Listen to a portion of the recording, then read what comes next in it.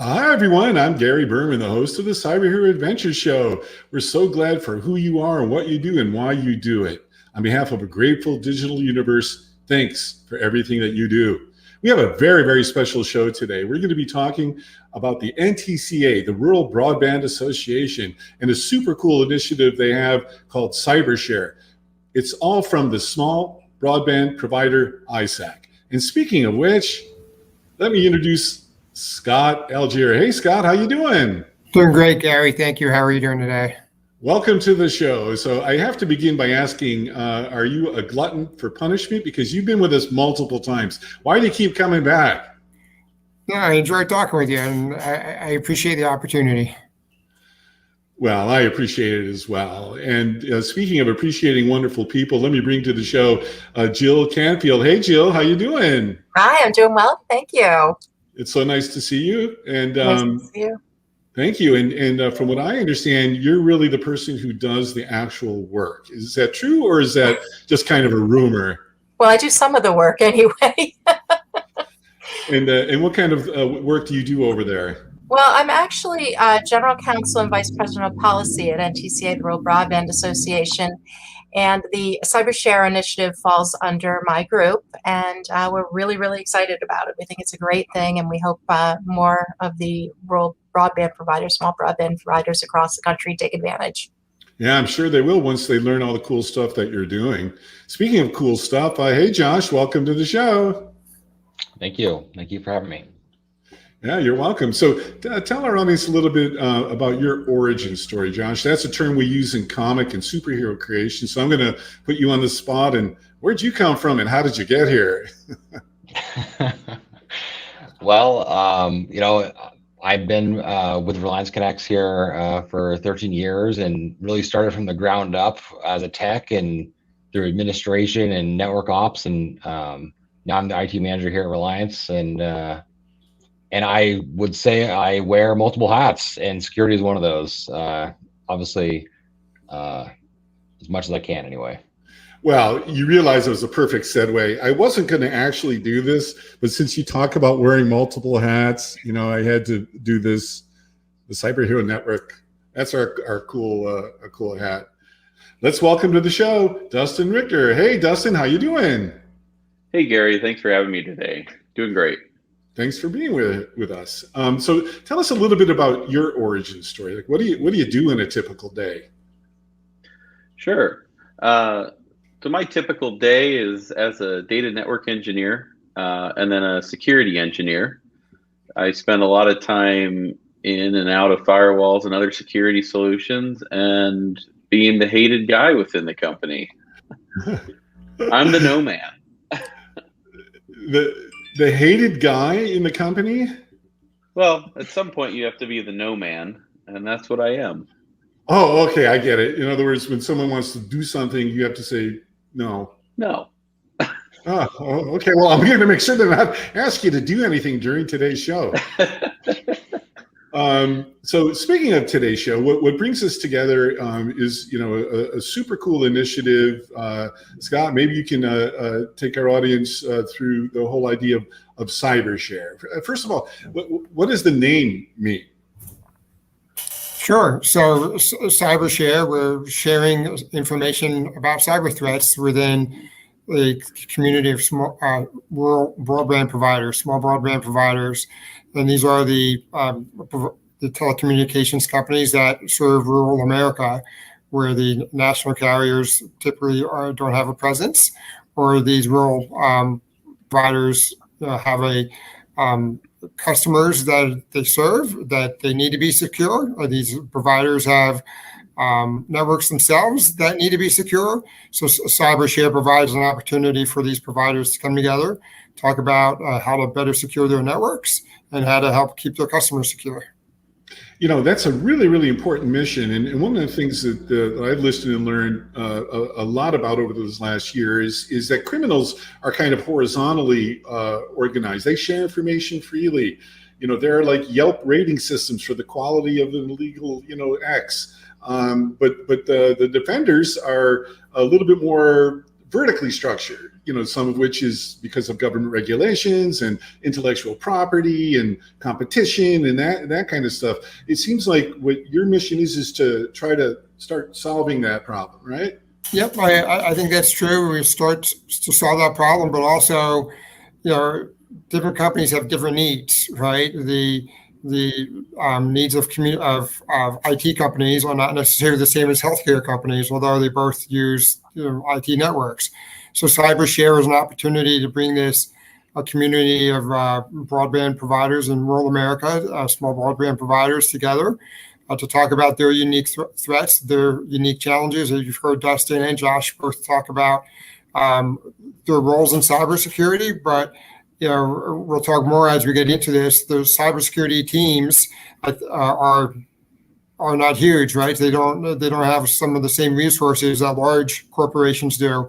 So CyberShare provides an opportunity for these companies who are facing similar challenges, both in terms of technology, budget, who their customer serving a rural customer base.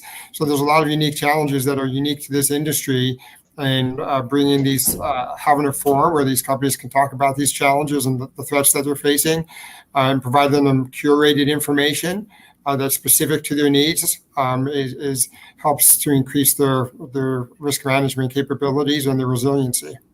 Indeed. And so, Jill, we heard a little bit earlier in general terms about your membership. Would you be kind enough to describe for our audience, dimensionalize it, the number of members or the sizes or the geography or the density, things like that? Sure, happy to. So NTCA represents about 850 rural broadband providers. They're all fiber providers serving rural areas. They serve, I believe, about 5% of the nation's customers, but 35% of the nation's landmass, to give you an idea of where they are. Wow. And customer bases range anywhere from less than 100 subscribers to more than 50,000 subscribers. So there's a pretty diverse group. And the density of the areas they serve, I think, is average to around 7 subscribers per square mile, compared to the 130 or so, 150 or so that the large providers serve per square mile. So these are small companies serving rural areas, offering but the latest and greatest in technology to their people, community based. They're all located in the communities that they actually serve. So they run into their subscribers at church and at the grocery store, and so they have to provide good service. So they're going to hear about it. Oh, that's really interesting. So it's not even call centers. You can be at a local grocery store and get something fixed. That's really a great, unique proposition of what you're doing. Well, thanks for that. And so what does a typical sort of day look like for you in your work in terms of taking care of network responsibilities and customers, and how do you decide what you're going to do on a given day? So on any given day, it's a mix of things. You like anybody, start the day off hoping to have a set itemized list of what you're going to get done. And when you wear this many hats, it ends up starting off with, I'm going to work on this security initiative that needs done. And very quickly that's scrapped to work on a network outage, or work on a customer turnip that needs expedited. It really varies. The downside of that is that first initiative, that security initiative that was why we're here, got scrapped and got pushed to the back burner until another day. Yeah, and that's an interesting thing, isn't it, Josh? Because what a lot of small to medium-sized businesses across all sectors of the economy have the same sort of operating conditions that you're describing in different ways. And yet many don't think that they're likely targets for hackers and cybercrime. What's your view on that? Yeah, I mean, that's just it. I mean, I think no one thinks it's going to happen to them, of course. And, from my perspective and, what we've tried to do from a security standpoint is really, it's a lot like insurance, right? I mean, just to some degree, to find the biggest things that we can do to lower our risk, right? For those events to happen, to not be on CNN, right? To limit those exposures. And, I echo what Dustin's been saying about, you have to pick your battles. And unfortunately, security is never, in that top 5 because it's never on fire. I mean, until it is, but definitely a challenge. Well, I think, Scott, coming back to you, that's what I think makes this incredibly interesting, your particular mission here, which is to provide a suite of services that your members can easily and in a cost-effective way gain access to give them some of the similar resources that their larger counterparts maybe just take for granted. Yeah, sure. So I think a lot of what we do is we provide kind of a level 1 analyst capability for the members of CyberShare. We're monitoring the industry news. We're monitoring information that comes in from DHS. We're monitoring other sources of information and other relationships that we have, and we're providing a daily update to these members as to what's important, why it's important, steps that they can take to mitigate whatever threats that are ongoing that day. If there are high-profile items in the news, whether it's a zero-day vulnerability that's being exploited, a new ransomware strain that's been announced, we provide analytic reporting on that, or breaking news reports. It's a little bit of truth detecting so members can understand why this is important and why it's meaningful and steps that they can do to mitigate these threats. But I think just as importantly, or maybe even more importantly, are the twice a month phone calls we have, or Zoom meetings that we provide with the members, where they get to, we bring issues to the members, and the members bring issues to the meetings as well, and they get to discuss how they handle some of these challenges, and they share the best practices with each other. They share tips that have worked in the past, and they help each other overcome some of the challenges that they have. Yeah, I mean, it seems, Jill, maybe you can opine on this, that it's a very efficient and really cost-effective way to bring in high-level experts who would not normally be available to people, and it's really kind of like a virtual sort of helper. Right? How do your members access this? Is it a subscription?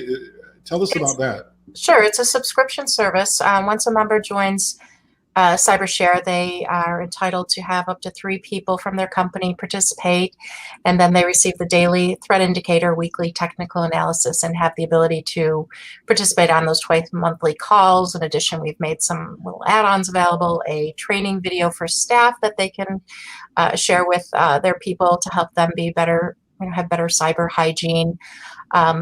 And, we did this in part because we recognize that not every company has a person who can spend their day combing through all of the information about all of the threats that they're out there. So we wanted to make that available to them in a way that was efficient and timely.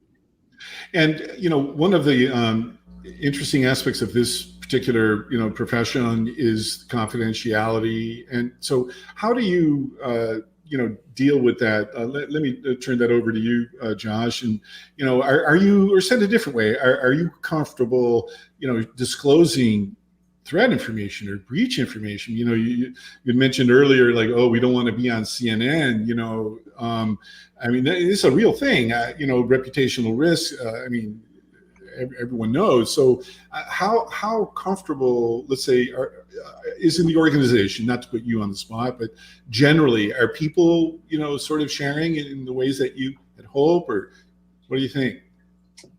Yeah, I mean, I'm definitely of the mind of, as you mentioned earlier, right, threat intelligence and sharing not only what the threats are, but what others are experiencing, in the real world is super important. And, people who know me in the industry will, I'm super grateful when people do formal briefs on what happened to them, so we can learn from each other, as these things happen. It's so important.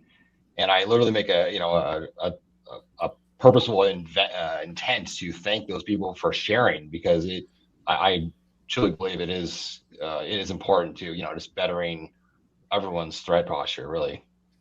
And what was it like at first? I mean, one of the things, again, that I've learned in this experience is this is an industry that uses this concept called zero trust. In other words, you can't get any less trustworthy than zero unless you go to negative numbers or something.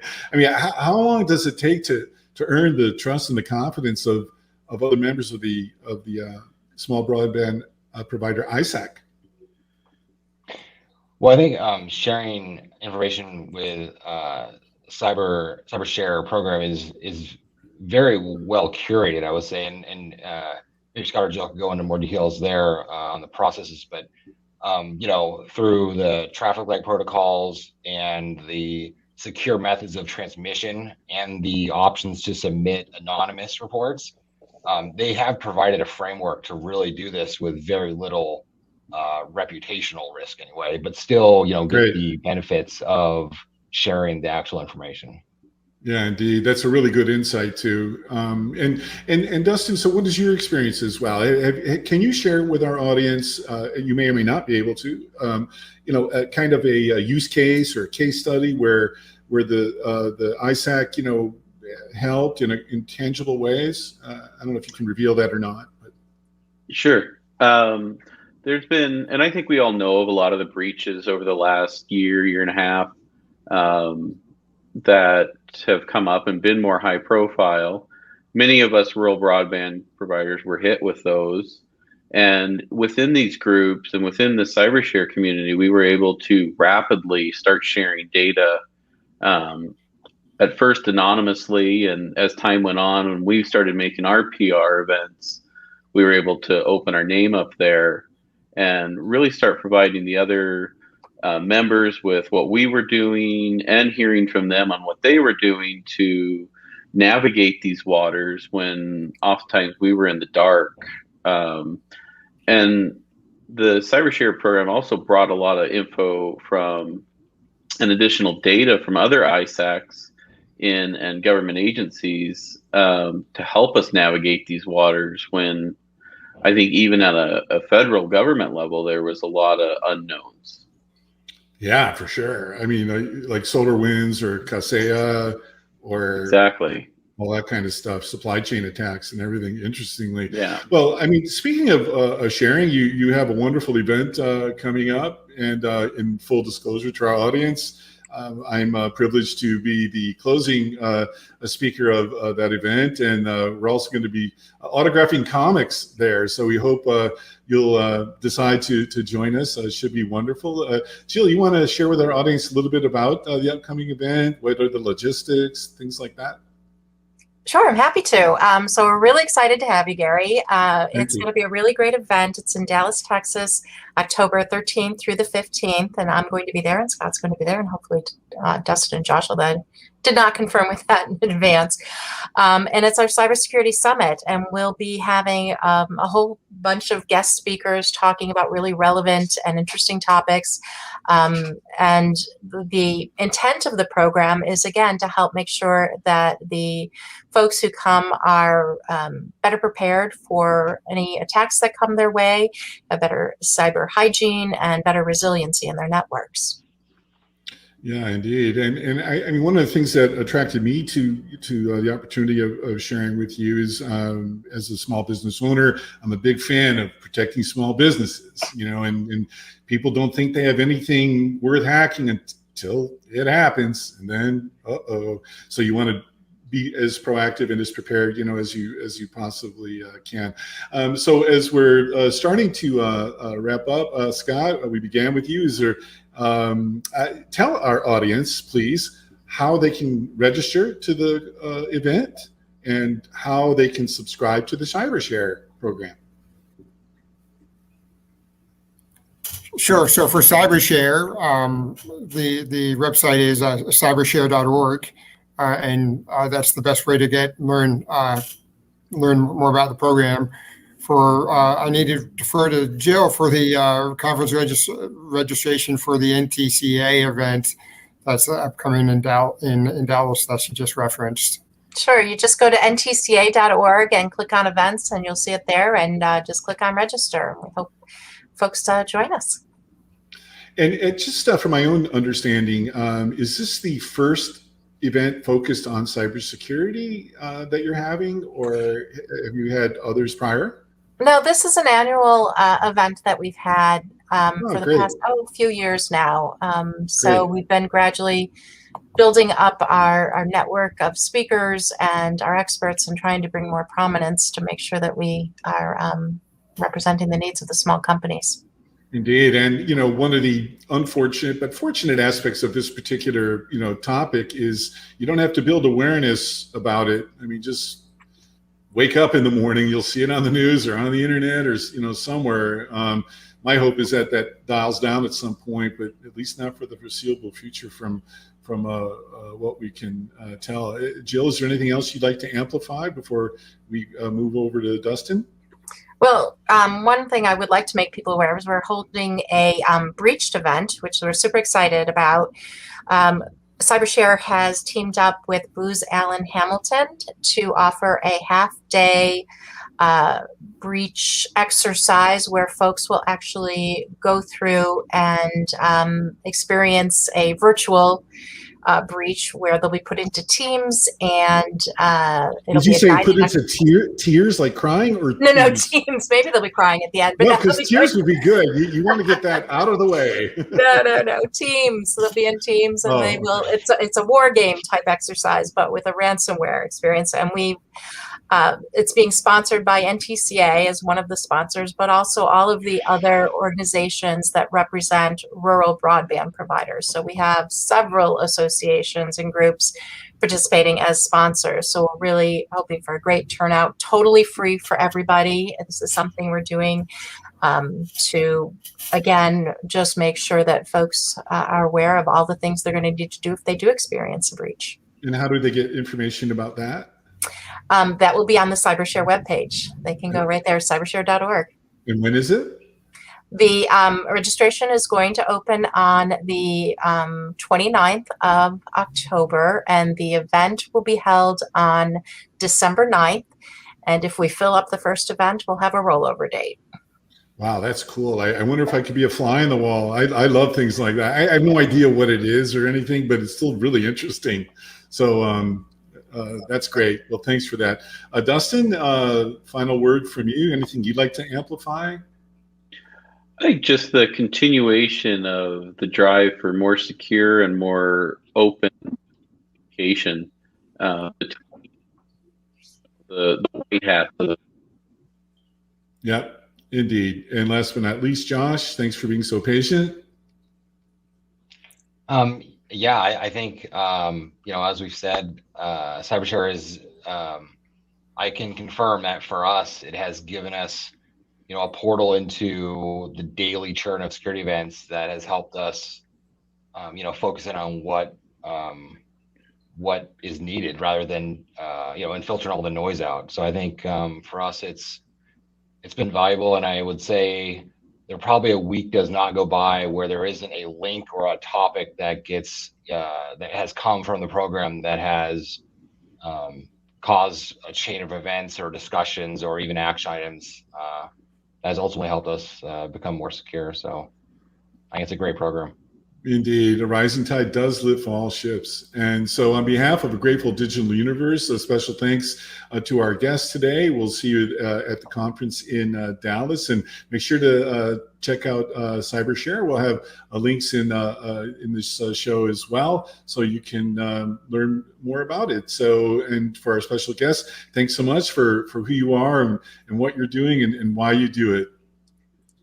Thank you, Gary.